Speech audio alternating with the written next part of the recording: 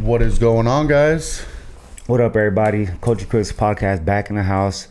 Like we told you, we keeping it fresh on a weekly basis, dropping new episodes. Today we have a special guest in the house. You guys are not used to having guests. We told you I was going to have guests, and here we are. It's our first official combo guest. Let's not remember what we did in the past. Rubbish episode. But here we are. We got the homie Frank, the ex-roommate, wrestling guru. Yes, sir. Everybody knows him in the MMA world, working with world champions. A lot of people know of him, and a lot of people don't know of him. I'm glad we got Frank here to shine a little light on the man behind the scenes on some of the biggest names in MMA. Facts. Thank you, boys. Thanks for the introduction. Thanks for having me.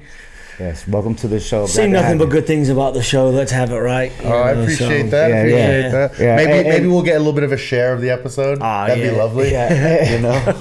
And who better to have on the show than one of Sasha's former roommates, and still his favorite roommate. He's told me. He said he's still the cleanest by far. Said he's still his picks were better. Picks were always better when I was in the building, but it was good vibes. It was always good vibes. Ghost kicking in. Yeah. But no, it was always good vibes with Frank during COVID. He was my out of nowhere roommate that I needed, especially when I was fighting in the UFC at that time, needing him to get that wrestling work, and even outside the UFC.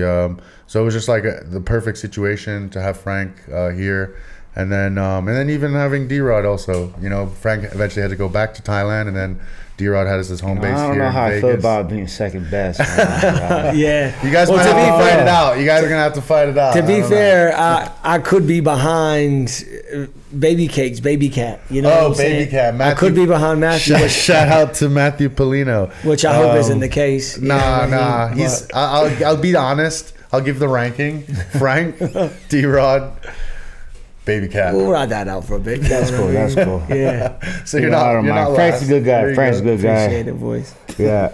But it's awesome to have you back in Vegas, get this opportunity. So let the viewers kind of know your background, like where you grew up and how you got involved in, of course, wrestling, and then furthermore into the MMA game. Yeah, brother. So I'm from the Carolinas, North Carolina to be exact. God's country, as they like to call it. Born and raised there in Castle Hayne, just outside of Wilmington, and then went to school 5 years in Bloomsburg, wrestled. Was fortunate to coach for a year at Appalachian State, and then jumped into the car business for 3 years. Lived a different lifestyle, learned that side of things, learned about people, all kinds of stuff, man. Credit, financing, you name it, like the ins and outs of the business world, you could say, which I was completely new to. Wow, I didn't know that. Yeah, gave that a run for 3 years, and then my brother convinced me to move to Thailand, and I moved to Thailand, and then jumped into it. Started working at Tiger right away. Tiger Muay Thai, and that's where I met you. Yeah, that's where I met Sasha. Oh, so you guys met in Thailand? Yeah, we met in Phuket. That's when I moved. I went there, did my first training camp there for a fight, and did really good in that fight, and was like, I really liked the vibe in Thailand, and then I was like, I'm gonna move out, and then moved out to Phuket and was pretty much training and fighting full time out of there, and getting in a lot of wrestling work and classes, and obviously at that time, this was in 2017, so we had legends in the sport who hadn't even really done anything yet in the UFC. Yeah, man, there was a lot. That's when Peter Yan had made his debut in Singapore. I remember for a long time Tiger Muay Thai was world famous. Yeah, they still are world famous. They're like I said, they definitely gave us an opportunity. The facilities and the athletes we work with, they'll always be big. They'll always be able to do their thing. But some of the guys they had coming through at the time, again, Rafael Fiziev, he's now in the UFC. Just a lot of really good guys. Volk came through there, and Brad Riddell. I mean, the list is endless. Hooker, the list is really endless if you think about it. In UFC, PFL, Bellator, all that stuff. But did that for 4 years. Enjoyed it. Then COVID happened, and then it was time for the boys to kind of do their own thing. So we opened up Bang Tao. We all came together, and big credit to Alex Shield. He's the one that got the ball really rolling for everything, and kept us held us accountable for it.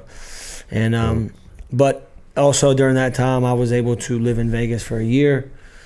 That's where I met you. Was in Vegas. Lived in Vegas for a year. did a bit of work down at Syndicate, you know.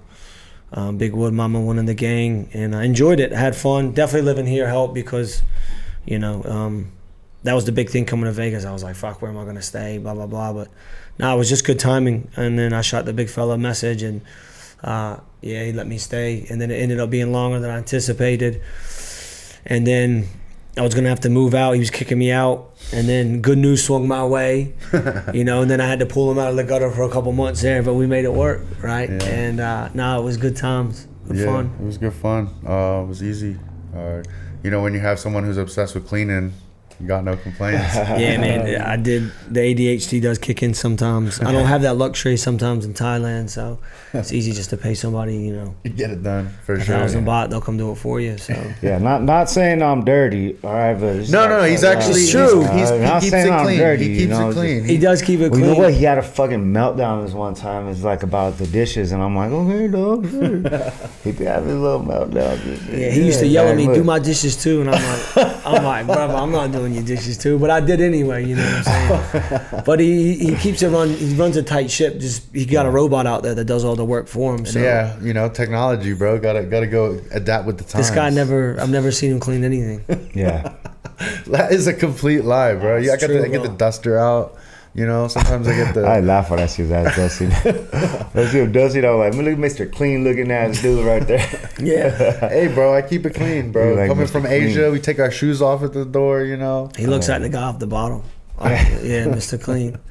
But nah, that robot is fucking super helpful. Yeah, dude. Yeah. So getting back to Frank, a lot of people don't know like you've actually coached some of the biggest names in the sport, you know, and now Bang Tao is a kind of like a fighter destination, like, you know, because I know I was watching, because I know you went back over there, and my main reason, like when I went out to Bang Tao was really for you, dog. Yeah. You know, and a lot of people think like, oh, you go to Thailand for Muay Thai, you know. Really, I went out there for the wrestling. Yeah, you know? I went out there for the wrestling. Everybody like, oh, you working in Muay Thai? Like, yeah, like a bit. Mainly, it's people got to get into the culture. Like when they come to Thailand, like they can come for other reasons, but you got to at least get a couple private sessions in with a trainer, like, and experience it like full on, because it's something. It's their national sport. It's part of their culture, and you're gonna find different types of Muay Thai wherever you go. But you know, for the most part, the trainers, they all have their own, like, I guess you would say, like, spice to what they do. And, you know, because they come from different parts of the country, you know what I mean? Some from the north, like Bulinam, Isan, and there's the south, and there's, like, Bangkok. So they all kind of got their own style, and then you pick who you like, and then you run with it, you know what I mean? Mm-hmm. So there's always fights going on.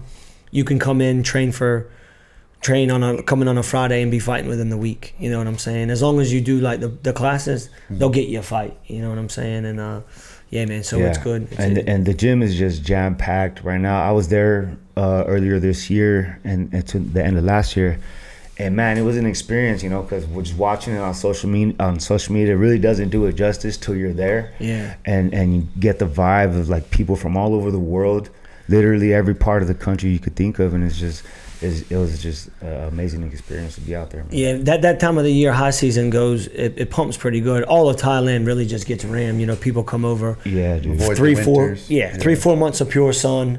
You know, it's a bit like pricier that time of year. You know, things tend to get a bit more like packed out, and you're gonna pay for it if you do want something. But for the most part, like, that's the best time of the year to come, man. And Thailand takes some I remember when I came in, I was like trying to, like, you know, move the way I normally move back home, but it's just like you kind of have to ease into the heat. Yeah, it's different, man. I've seen people that heat's different, crash and burn after like a day and a half, 2 days. They want to do 3 trainings right out of the gate, and it's tough, especially if you don't like, you know, get your water, your electrolytes. That's the number one importance, to get hydrated. Definitely to the heat. Because like I remember actually the first ever class I did was your wrestling class at Tiger, and I was cramping in the warm up. Like we weren't even 10 minutes into class, and I'm like, bruh. Yeah. Like, this it is sounds problem. about right.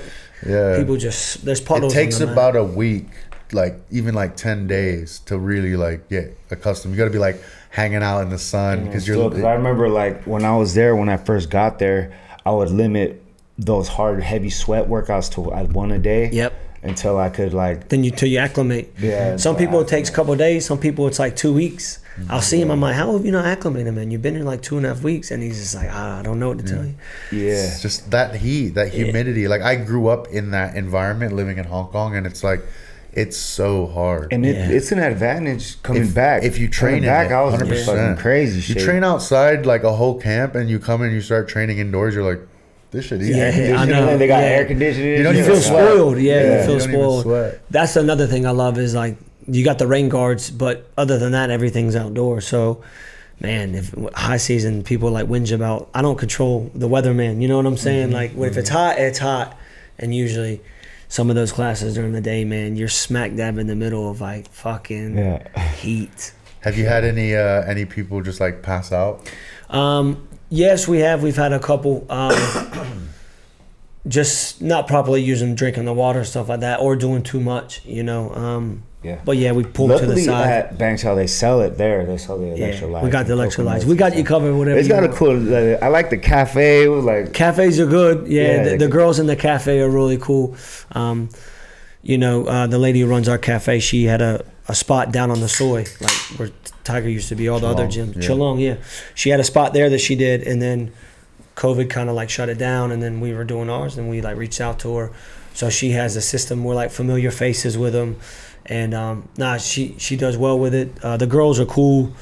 Like I said, they got all kinds of food and stuff like that. We want to start doing meal prep, obviously, and put them on Food Pan and stuff like that. So, Smart. but it's cool when you can come in, have a coffee, and jump in. Within the time I was there, I felt like I saw it grow so much. Like you got added the extra. Yeah, you were there when they had space. the mat was cut in half basically, and it was like the busiest time of the year. And then they had this thing you had to walk under.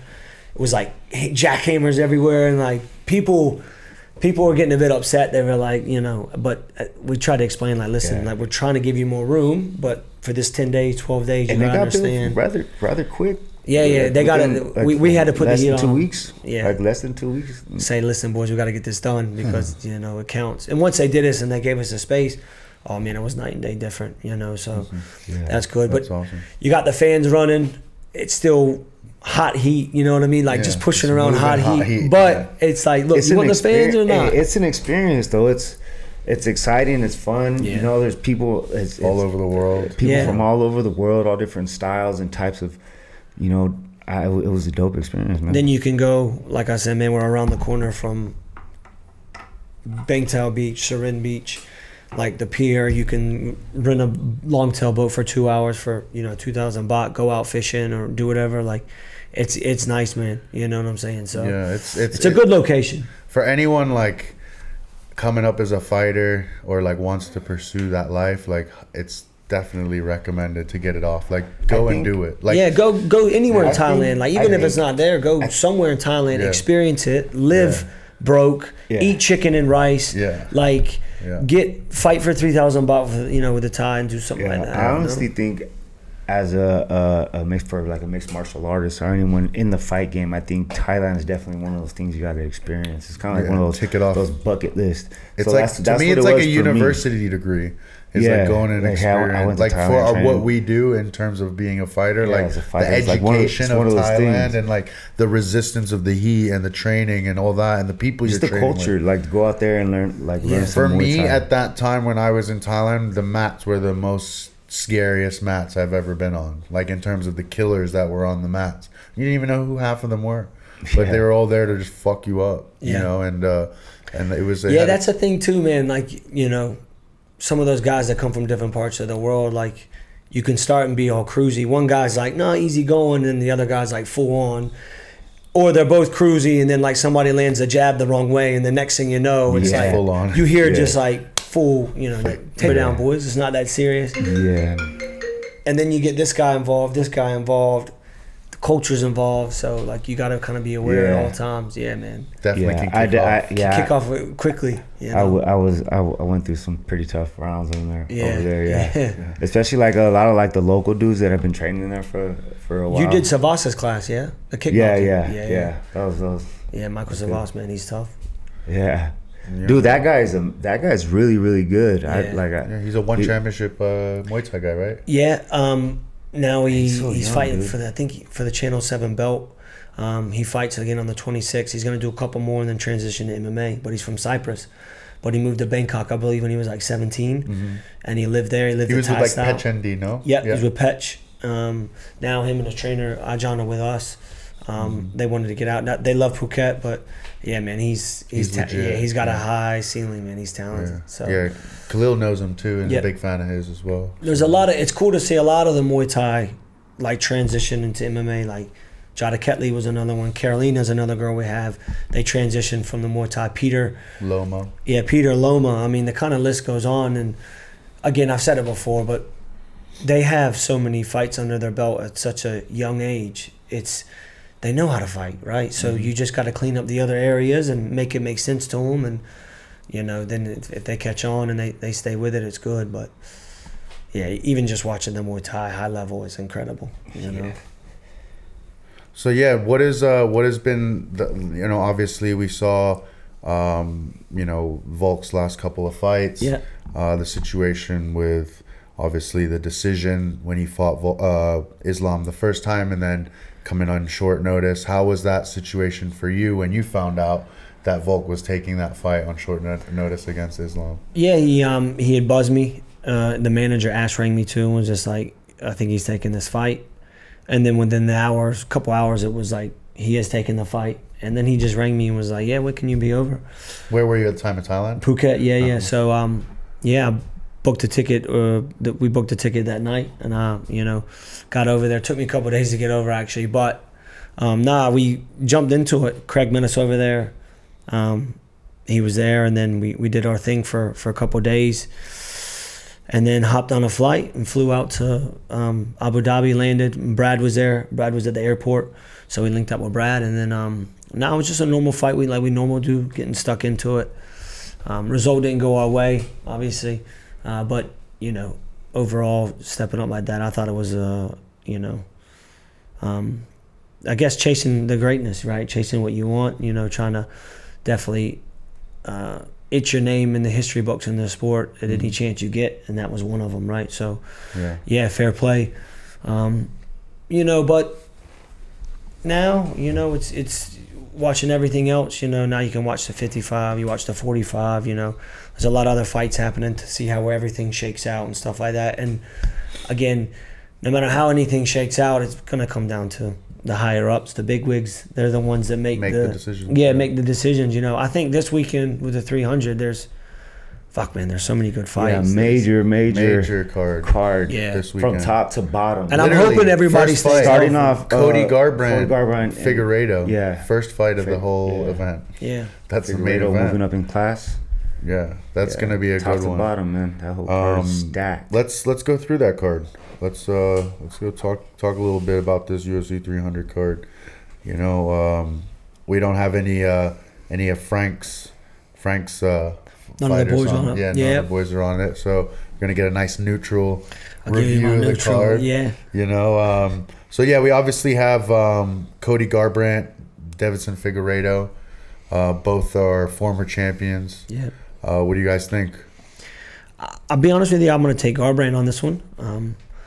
I think he's a bit like, the longer he's in this game, he's a bit more like kind of maybe patient, stuff like that. I think his wrestling background is going to pay off in this one because obviously old mate will try to wrestle with him, but I don't think he'll be able to wrestle with Garbrandt.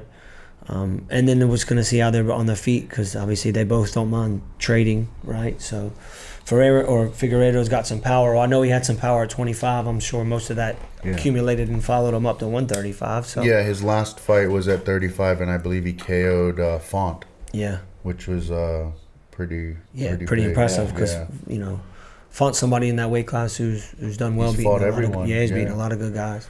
So that's definitely a good one. A good one coming up. I also kind of, there's always been that. Oh, like Cody's afraid to get knocked out. He was kind of going on that little run where he got KO'd a couple times, and didn't Kai Kara knock him out as well? Yep. Yeah, Kai Kara finished him. So, but he has come back since then and looked good, against Kelleher. The only thing is, like we said, Figueiredo can crack, and I feel like if he lands on Cody, it could be lights out. Yeah, but if Cody's like Bro, I still think that my favorite fight of all time is Cody Garbrandt versus Dominic Cruz. Yeah. I don't think I've ever seen such a high level performance in an MMA fight ever. Yeah. Like to style on someone at that level. Yeah. Like it's almost embarrassing. Like for Dominic Cruz in that fight, like how bad he made him look. It was embarrassing. Yeah. I talked to Dom in the hot tub one day, and he's like, he wants a rematch with Cody. He's like, keeps asking for it. He wants his rematch Because of that. Yeah.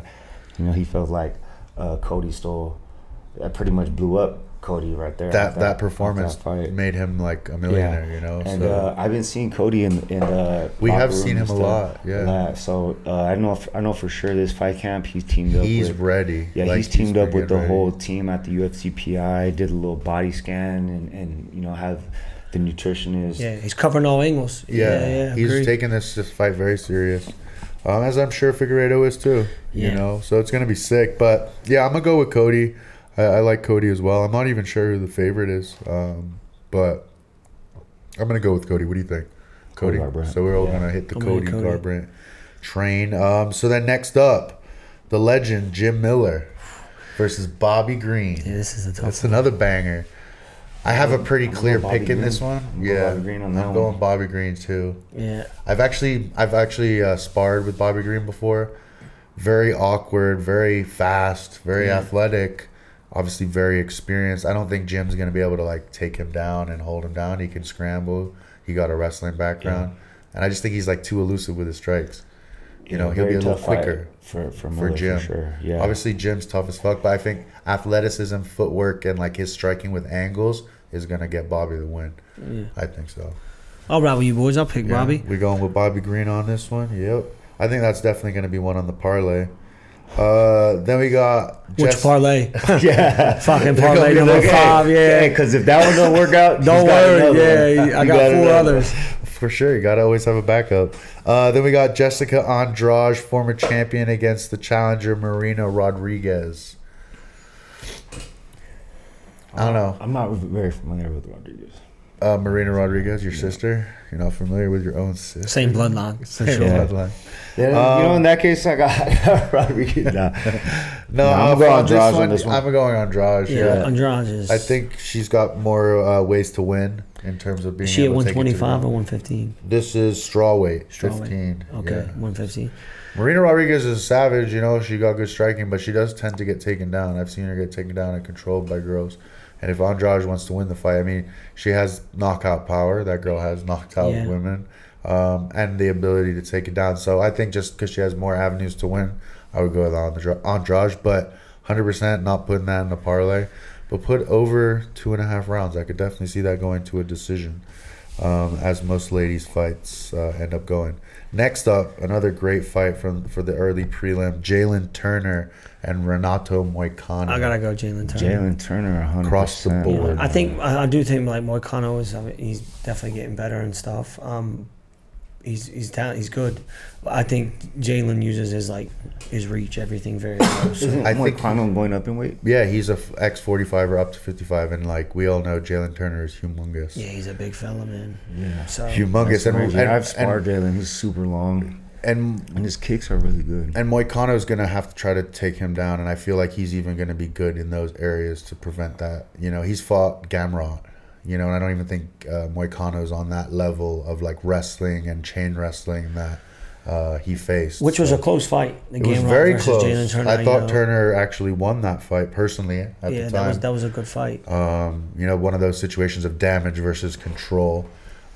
He's been in some really good fights. Yeah, Him versus Jalen Hooker was a Turner, great bro. I fight. mean, he was on the LA scene. I feel like all guys that grew up in Cali, fought in Cali, He's a Cali guy for sure. have a ton of miles in the tank in terms of experience with the high level or training and fighting at the highest level. So I'm gonna, you know, no disrespect to Moicano, entertaining as fuck on the mic, but I like Turner in this one for sure. So that's across the board. Now we're getting into the prelims. Sodiq Yusuff versus Diego Lopez. We actually saw him today at the PI.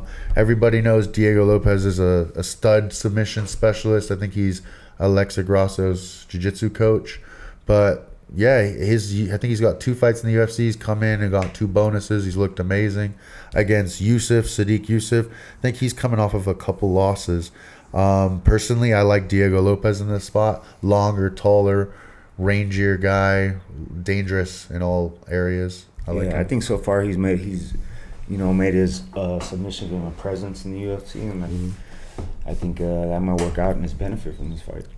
I'm gonna go with Sadiq. Yeah, Sadiq Yusuf. I am. I'm gonna go with Yusuf. I think he's. I think he has very underrated grappling. To be fair, I think he has underrated grappling. A bit of wrestling, but he's got some power at 145. So again, it is difficult to stop all takedowns, right? But if you can nullify it a bit, and then he can kind of make himself work on his feet and get to where he's good there and accumulate. Could be a long one for Lopez, but also if Omate gets a takedown and then controls it early, it could go the other way. So, I am very impressed with Lopez's grappling and his jits. He goes out there and he looks to finish you pretty quick, man. So that'll be a good one. Yeah, he's got some length to him. So then next up we've got another interesting fight, Holly Holm. She's up there in age versus Kayla Harrison, the PFL multi-time $1 million tournament winner, finally coming over to fight some real competition. But I don't know. I think we've caught Holly obviously on the wrong side of 40. I wouldn't even know where to start on this one, if I'm being honest. You have no idea where it's going to go. I mean, I think, Olov's coming in. She's won 2 gold medals in judo and Olympics. Couple 2-3-time PFL champ. Holly obviously had one of the biggest upsets ever in the sport against a judo girl. Yeah, against a judo girl. So, but first time for this girl making 135. That's the first fight. We got to see if she can even. The first battle's making weight. I wouldn't be surprised if this fight gets scrapped. Holly Holm won't take the fight if you don't make weight. I could see that. Yeah. So let's see if Kayla comes in. I mean, she's looking hella jacked. Yeah. Kayla. I don't know what her weight's at, obviously, but she's looking lean but jacked. She's a very big girl. So that's obviously going to be interesting. I would love for Holly just to never have to get taken down and just box her up. I saw it happen to Kayla in the previous season of PFL. She fought Larissa Pacheco. Yep. And Pacheco actually beat the brakes off of her. And it was quite an impressive performance. She ended up taking the $1 million tournament. So it kind of shows you there is a blueprint to not get taken down by Kayla Harrison, and she's not very sharp on the feet striking wise. So I think she's a massive favorite as well. So wouldn't even hurt to maybe even sprinkle some on Holly Holm, because she's always in good shape usually, Holly Holm. Yep. She knows how to box, and she's strong. Yeah. She's physically a very strong woman. So it'll be an interesting fight. So I think Olov. Olov's pretty strong too, I bet, man. Kayla looks, she looks like once she grabs you. I bet she'll grab you. I'm sure there's a bunch of guys she can toss around, for sure. For sure. From Hong Kong. That's an interesting fight. I'm not really gonna side on Kayla for sure because it's a debut and she got to make the weight. I'm just gonna go with Holly Holm if the fight does go through. But this is also a fight to avoid because you literally have no idea what's gonna happen. But next up's another interesting fight. We got Calvin Kattar and Aljamain Sterling, striker versus grappler. Yep. Very interesting fight. I've always rated Calvin's boxing. Me too. I've always rated Omate's grappling. Yeah. So going up in weight. Him going up in weight. 35 to 45. Yep, that's interesting. Yes. We've seen Aljo a lot during his camp. He's looked big. Yeah, he's looked very also big. Been doing a ton of grappling tournaments and all that stuff too. So he's staying active. Staying active with that. Yeah, I mean he looks a lot bigger, man. Yeah, he's thick. He's built out now, and I'm sure he doesn't have to cut a lot of weight. It's gonna be a lot easier for him now. But obviously Calvin knows what to expect, but I always just feel high level grappling usually does win. He does find a way to eventually get to Calvin, I feel like, and take him down. Yeah, again, like I've said, I rate both of them, but I'd probably lean a bit more towards Aljo on this one. Maybe him going up to 145, he will fill out properly. Yeah, I think Aljamain Sterling, he'll do his best in grappling. Yeah. For this fight. Yeah. I think that's where, and I don't think he wants to box. You know, he's kind of he's a good striker in a way that he's kind of annoying. Like he uses certain kicks and certain style that kind of gets you annoyed by it, and then he boom shoots on you, and then doesn't let you get going. Yeah, and then breaks your rhythm, and then boom, and then he does. So that I could see that happening, especially when like someone like Calvin has to know that is coming. You know, so it's always like when you've got that, you can't really set yourself and plant and throw like you want to throw. So it will be an interesting fight. I'm actually pretty. It's one of the top fights that I'm interested to see. You know, the classic striker versus grappler. You know, who knows? Aljo could get slept. You know, so shooting takedowns, kind of same thing that happened for O'Malley, right? So Calvin's big, he's strong. You know, anything can happen, right? But yeah, I'm gonna lean Aljo making his debut at featherweight. Then the light heavyweights. This should also be. This is the prelim headline.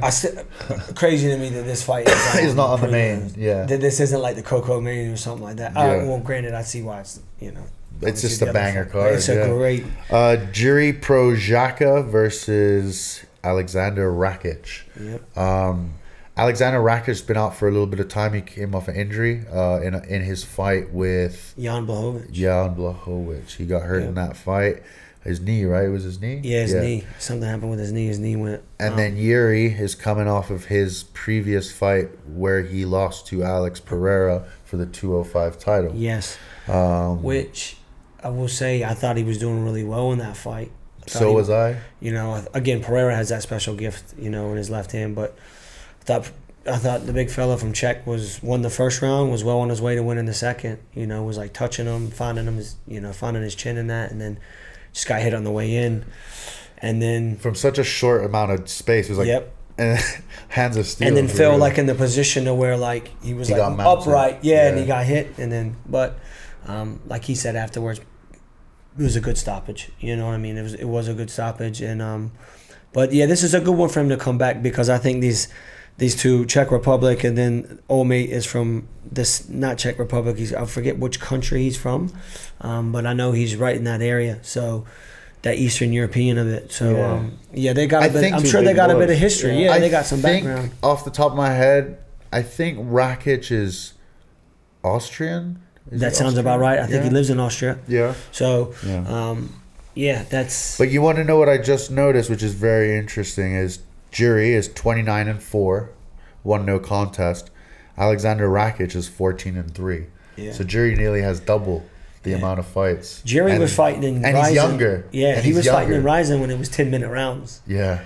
They do 10-minute rounds. Yeah. He was a stud. He went on like a 10 fight or 13 fight win streak in Risen, just knocking everyone out. Then he got KO'd by what's his name? Mo Lawal. Mo Lawal. You remember him? American Top Team?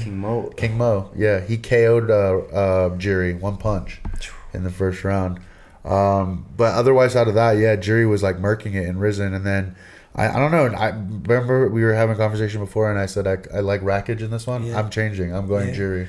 I like Jiri in this one. Jiri in this one. Yeah. Just on sheer experience. The thing with this one, these two guys are like, they come from that, I think, European, it's all stand-up. So, they're both going to have a good, like, kickboxing pedigree background. You know, those guys are very polished when it comes to, like, their whole stand-up. So, and again, the style that Yuri, like, he's leaning, he's dodging, he's making you throw stuff, and then he throws on you. And they're both built the same. They're both long, big, gangly. Strong fuckers. Yeah. So this will be a good one. We saw Jiri, he's big as fuck. Tall as fuck. That's a dangerous fight right there.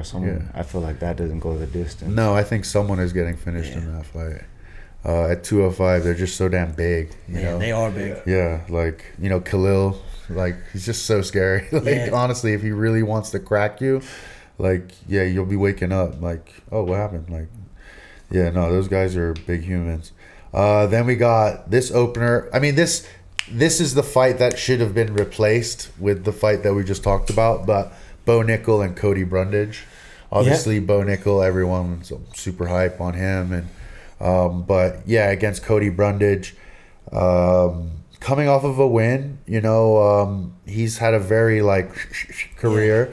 You know, he does well in one fight that he's not supposed to win, and then the fight that he's supposed to win, he loses like terribly. And like then, it's just then he'll slam you from when you try to put like a triangle on him. He'll just pick you up and fucking like slam you, and yeah. So, Bo Nickel was a favorite in this one, big time, I'm sure. But Brundage is a Georgia boy, so is he from Georgia? Yeah, he's from Georgia. So, I mean, he knows what to do, right? Yeah, again. Two wrestlers, right, of course. Yeah. One, obviously, with a much more high-level caliber of wrestling, right, versus somebody who knows what they're doing. And they both wrestled in college. Obviously, one wrestled at Penn State, one somewhere else. But be interesting. Again, if he can nullify and keep it pretty simple. And I think Bo was so confident. You know how that seems to happen to a lot of fighters is they've got like this excellent grappling, and then they start to fall in love with striking. Yeah, knock someone out, and they're like, "I'm going to keep doing this." They forget about it. Yeah, what got them? So maybe unless Bo gets hurt. But I think he's pretty smart, man. I think he knows. I mean, if he goes out there and just quickly subs him, it's just like might as well. I mean, he's got that in the back of his pocket, Yeah. Well, I mean, it's most likely he'll try to do what he did before. He'll try to hurt them with the hands, and if it doesn't go wrestle. Yeah. As far as wrestling goes, I think that's the dopest shit about wrestling is like you got that, and whatever happens in MMA, the most most important. Of course, you want to have striking, but wrestling, I'd rather have a fucking wrestling. But then I could just control the fucking fight, bro. Exactly. Take a break. It is a good to have, but. Fuck, man, when you can't take somebody down. Oh, that's the worst. Oh, it is the absolute worst. That's why I also say wrestling defense is the best. Yeah, if you can't take somebody down and they got really good stand-up, you're in for a long night. And absolutely. I've fought dudes who were like trying to take some dudes just like break. They're like, oh fuck. Yeah, bro, it's the worst. Scrambles your brain. Like you just everything fills up. And you can't breathe, and you're like, all right, and then you start like getting pieced up. Yeah. Yes. Every shot that lands, it just decreases your energy tank. Yeah. And then their sprawls just get better and better, and you're like, because they're just more and more confident how weak you are. That's when I start looking for the time. How much we got left? For sure. Yeah, I've been in that scenario. I fought a fight like that once in my career where I wrestled and grappled for 5 rounds in a fight because I saw that was the easiest way to win because the guy was like 6'5" and had like an 8-inch reach on me, and he was just like a massive guy. So I got my nose split, and then I was like, I'm gonna go and hold him against the cage and chill for a second because that kind of fucked me up. And I was like, oh, this dude's weak. Hips feel weak. Took him down. I was like, that was a little too easy. I was like, let's just keep doing that. And then did that for 5 rounds. And bro, literally in my contender series fight, dude I fought was like 6'4", 6'5", long as fuck. It was like good ass footwork. Yeah. And that was Farrington, right? Farrington, yeah. So I was like, I don't know how this is going. Yeah. So like when I knew there was like a minute or so left, I'm like, I'm gonna shoot for a fucking takedown, dog. And he was easy to take down, but that's how after every round I was like, I'm just take him down so to win the round. Yeah, exactly. That's how exactly. So I've been in that, and then afterwards, bro, I almost threw up, like just from exhaustion. It's just like. It's the toughest grind ever, grappling another man, and it doesn't want to be held down, and you're just constantly trying to hold. It looks gay. It looks easy when you watch it, but it's literally physically the most exhausting. It can be exhausting, man, especially when they don't want to be taken down, and then, or if you do, they just keep coming back up. Then you got to like put them back down. Yeah. I'm like, fuck, man, stop moving. Yes, you know what I mean? Let me chill. Let me rest. This is why I tried to do this because I want to, but nah, it never works out like that, you know. So you gotta. So again, 2 wrestlers, but I mean, again, I think they're prepping Bo Nickel to try to. He's going to be the star guy. They want to make him have a push for sure. And then of course now we're getting on to the big dogs. We got Do Bronx, Charles Oliveira versus the homie Armand. This is a very interesting fight. Yes, this is a great fight. The next few fights coming up on this list are fucking all main bangers. Events, yes, bangers like pay-per-view main events too. Yeah. I've trained with Armand. I think he's an absolute stud. Obviously, I've seen him training. He's got amazing. He has really good striking, dog. And wrestling. And on top of his wrestling, he comes from wrestling. I was impressed with his striking when I saw him. Of course, like I knew he could take dudes down, and that was his strength. But like I was really impressed. Yeah, by the striking. With his striking, and he was touching everybody. Yeah. But I don't know, man. I feel like I like Charles in this, bro. Yeah, I mean, you can't deny the experience and the fucking toughness and, you know, just Oliveira is a genius. I think experience. Yeah, the he's got the experience. experience. And from what I've heard, there's just something about, you know, like since his resurgence, I don't know, or the blonde hair or whatever it is, but it seems like when he cracks people now, they're like, I've never been hit like that before. Yeah. I saw Gaethje say that in an interview. He said he had like a lightning rod or something at the end of it. So he must really like pack a serious punch. Yeah, and obviously, like, sure, take him down, but that motherfucker's the most dangerous dude off his back in MMA. So it'll be interesting to see how this goes, but I think Charles has the slight edge in the boxing, standing up, striking wise. I gotta lean towards Armand on this one. Yeah, you think he's just gonna wrestle and control? I think he ground and pound. I think he'll he'll mix it up good. Yeah, he's got a very good high left kick. He switches it really well, and again, I don't know if Charles will shoot on him. If he does, I think he's athletic enough to defend. I don't think Charles will shoot on him. If anything, he'll try to pull guard. But I think Charles wants to strike with him. If he gets hurt. Yes. You know? And he does that when he gets hurt. He pulls guard. Says come. But smart. Yeah. Catch him at something. But yeah, so you're gonna go with Armand? Yep. What about you? I'll go Oliveira on this Oliveira? Yeah, I'll go Oliveira too. And then we've got the BMF. The BMF fight. Justin Gaethje, Max Holloway. Is this 5 rounds? Yeah. No, 3 rounds. I think Gaethje's going to be way too strong. Me too. You look at the Holloway versus Poirier fight. Yes. Dude, you could see every punch land on Holloway was hurting him. I see a lot of that going on in this fight. Of course, Holloway is tough as nails. I think he's going to be able to withstand a lot. You know, but it's a 5-rounder. I don't think so. I think BMF they do 3. I think. Yeah. I could be wrong, but I believe it's 3. I think they're not giving Holloway the proper chance because he's moving up a weight, so they just assume the weight thing. But he's got the build for it. But when Gaethje fights very smart, that's when he does his best. And I mean, what he did to Poirier was insane. Power, bro. Yeah, he's got some power. He's got serious power, and he's not afraid to sit in there with it. So, but on this one, I gotta go with my man. I gotta go Holloway on this one. Yeah. Again, I think this is one war, dude. That the fans win. Like you can't go wrong. It's gonna be a fucking just due to the style. Max Holloway is just the way he boxes and does his strikes and shit. I think and stays in a touch. I wouldn't say, because remember it was like I'm the best boxer, and then Dustin did what Dustin did, but I wouldn't say Justin Gaethje's the best boxer in UFC. You know. So it could be. I mean, Max is a volume guy. Yeah. So if he starts landing and he's fast, good movement, good angles, great cardio. Yeah, like because Justin needs someone to kind of be in the pocket with you to be effective, because then he can really trade and land those low kicks. But if there's a guy that's kind of like changing angles, kind of like doing kind of the Izzy style, like changing footwork, changing stance, which Holloway does, and he fights at such a volume, I think he could potentially get a decision based on like that kind of style of fight. Yeah. I don't think they're gonna grapple. I think it's gonna be purely a stand-up fight. So yeah, like I think everyone's gonna point to Gaethje as the favorite, but I also feel like Holloway could definitely get it done. Yeah. So I'm gonna pick Holloway. Yeah, I'll go Holloway too. You going Gaethje? I'll go Gaethje. Cool. All right, then we got the ladies. The only women's fight, I believe, on this whole card, thankfully. Weili Zhang versus Yan Xiaonan. China versus China. For the women's strawweight title. We all know Weili Zhang is a beast. You know, she's... I've seen her actually training a couple times at the PI. She's a monster. She's gotten worked in with Billy and Wood. You know, and then Yan Xiaonan is, I believe, alpha male, right? She trains alpha male. Yeah. So and I know they got her looking pretty good her last few fights. I mean, she came off of a knockout, I remember, in one of them, and yeah, this is a definitely an interesting matchup. I think this is like a coin flip. Yeah, I think this is. I'm definitely picking my girl Weili. Yeah, you're going with Weili to retain. Weili. We got history. I think we got history. I think she. That's true. Bang Tao, right? She's been a couple times. Yeah. She just enjoys the area. I think she likes a bit of surfing, riding the scooter. You know, kind of can be left alone, out of the hustle and bustle.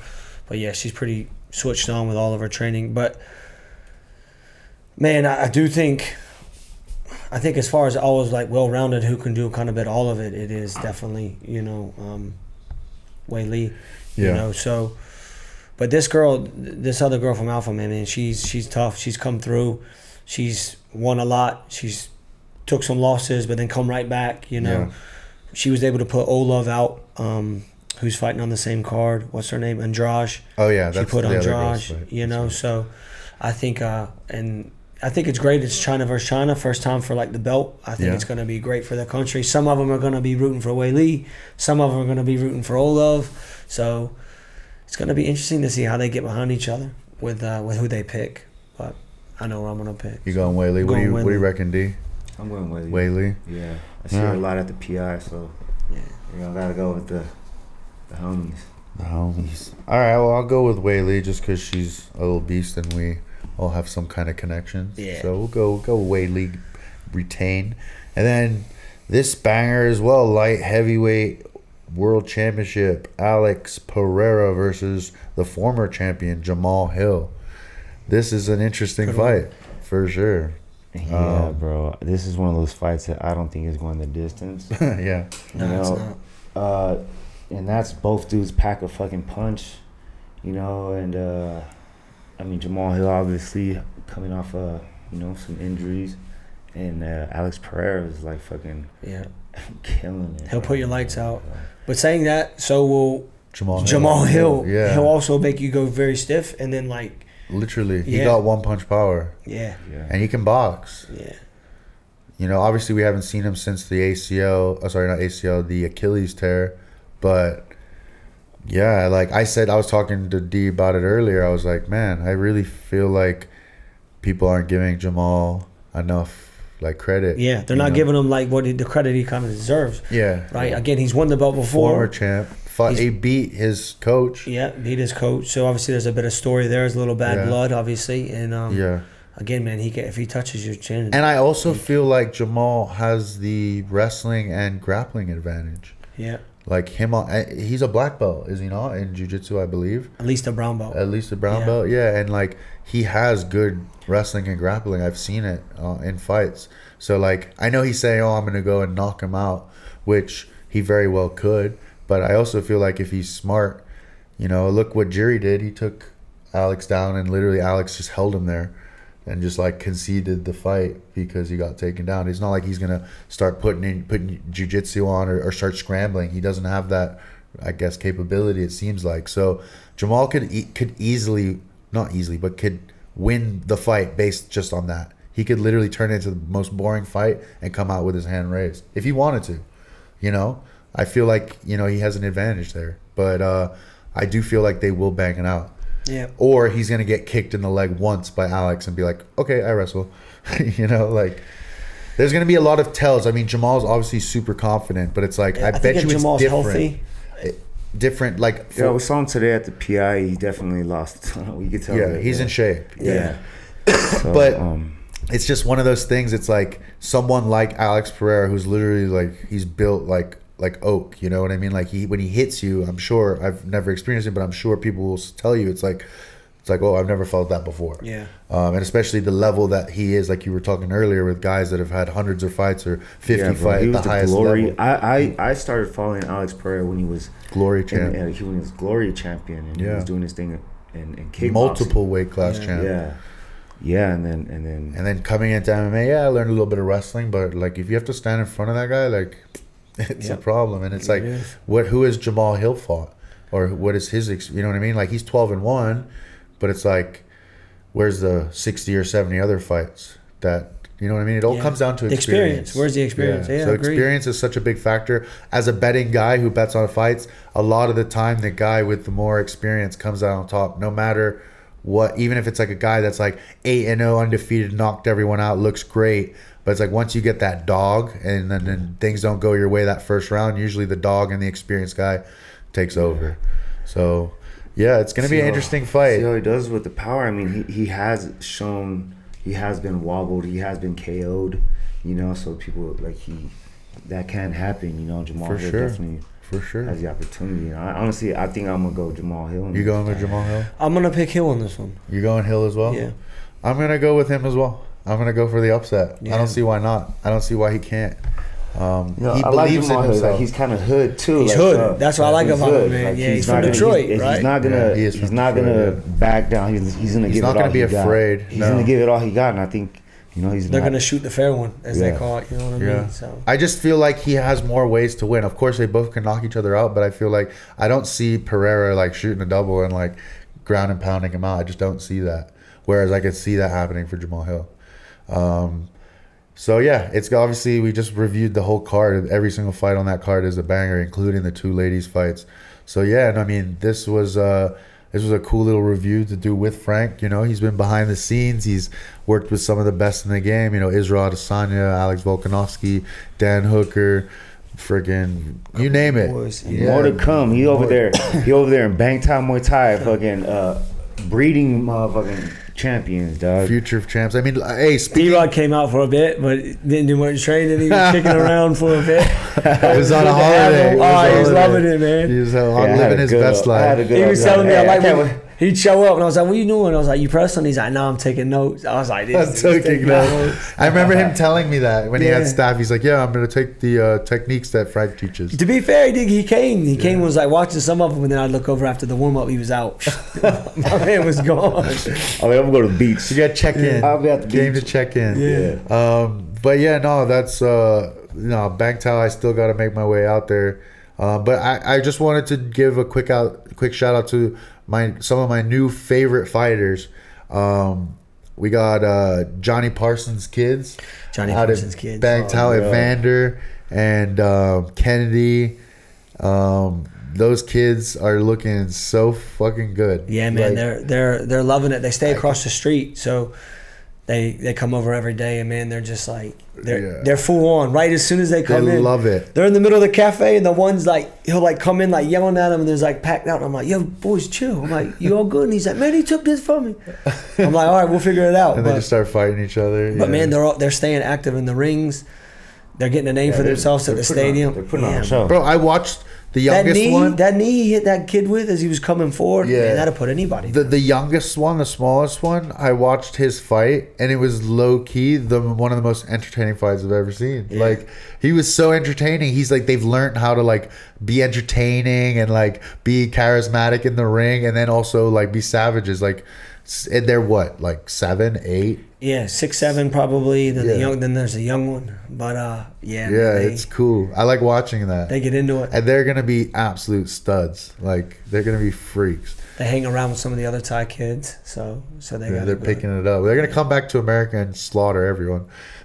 Literally, they Muay Thai wise for sure. Yeah, Muay Thai for sure. They don't even probably want to come back. They probably love it so much. Yeah, I'm sure Johnny's out there loving it too. Yeah, Johnny spent time before he like earlier on in his career, he was in Thailand. He fought Glenn Sparv. Yep. That was like his debut. I think it was against Glenn Sparv, who's this humongous Finnish wrestler, grappler. Shout out to Glenn. Glenn's awesome. Glenn's the man. Yeah. What a legend. He's like he's the big heavyweight. The Tafas and Tuivasas usually they're his like main wrestling. Yeah, he's the Uso wrestling coach as well. Yeah, the Uso. Yeah, he's one of them. So he's staying over there on Gold Coast. Yeah, that's awesome. He's one of the legends. Yeah, when I came in to Tiger, I immediately hit it off with Glenn, and we got in a lot of rounds of sparring. He said at the time I was at 170. He was an 85er, but he'd fought at 70 before. He'd fought a buddy of mine, and the winner of that fight was basically getting a UFC contract, and my buddy knocked him out.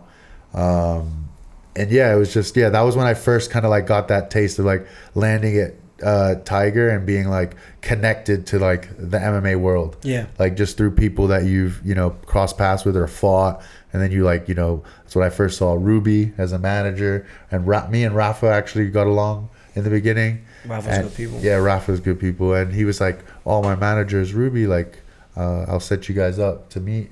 So like things like that. It was just like everyone was so cool. The fight game. It's a great game to be involved in because you meet people from everywhere, all over the world, and some of the best people. Like literally. Everybody's got a different story, comes from a different background. For sure. Look at all three of us, like super different. Where we grew up, where we lived in the world. Exactly, bro. Like since fighting's took me all over the world, bro. For sure. And it's about to take you to the freaking Middle East, Saudi Arabia, another Saudi one. Arabia coming soon. Yes, sir, against Kelvin Gastelum. So Yeah, that's a good. That's a good. yeah, I mean, That's a banger. Yeah, you versus everyone's- KG. It's a good one. Everyone's gonna be looking forward to that for sure. Middle of the main card, you know, it's that card is also a stacked card. That main event. Yeah, so I got a good matchup. It's a fun fight. yeah, D-Rod's been training hard. He's looking good. But yeah, otherwise, it's been dope having you on, Frank. Yeah, Appreciate Frank kicked it off. We're gonna start bringing in new guests and more interesting names. Everybody's got a story, and we're just trying to get that story out, dog. Yeah, exactly. Kick it with the boys and just fucking share what's been happening. Today, it's Monday, April 8th. Yep. Supposed to be the end of the world, but I think we survived it. Hey, We did. So, We made yeah, it. First time we'll see the next one 40 years from Is now. it 40 years? Yeah. So we made it through. You know, all the conspiracies did not come true, which I'm grateful for. Yeah. I needed to do my things Yeah. in the morning, I was run my scared a little errands bit. in I case. was a little scared. He and shit. I was like, yo, he was a they little say worried. Jesus gonna come back, dog. He started showing me tattoos of yeah. like Jesus stuff he wanted to get on his body because he was like, you know, the world's gonna I was end. like, do you forgive me? But yeah, no, glad we're all still here. This episode should be dropping soon. Shout out to our sponsors. Our Dun, dun, dun, dun, new flavor. Yeah, Fucking Monster. Irish cream, motherfucking Monster. Shout out to them. My official. Oh damn, they even hooked it up with a dope ass cup. for sure. Damn, I'm definitely gonna sip on that. So, major shout out to Monster. Always hooking me up with the exclusive. I get to try the bombing shit, their bombing newest flavors. What happened? So good, so good. And then of course, shout out to N2BM, Need to Build Muscle, N2 Guard, the best in the business. If you have any questions, We done. holler at your boys.